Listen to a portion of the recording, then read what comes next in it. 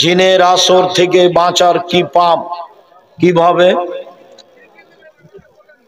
যেই ঘরে শয় সেই ঘরে সূরা বাকারার শেষ 2 আয়াত পড়তে হবে ঘুমানোর পূর্বে জোরে,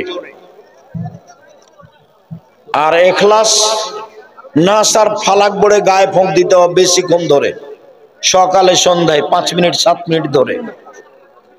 আর বিছানে শোয়ার সময়তে সূরা বাকারার শেষ 2 আয়াত 1, আয়াতুল কুরসি 2, 3 এইভাবে হাত ধরে ইখলাস ফালাক নাস পড়ে হালকা থুথু দিয়ে মুখের উপর দিয়ে শরীরে বলিয়ে নিতে হবে, তাহলে জিন পালাবে ধীরে ধীরে।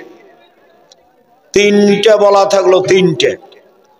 1 আয়াতুল কুরসি, 2 সূরা বাকারার শেষ 2 আয়াত, আর 3 ইখলাস ফালাক নাস।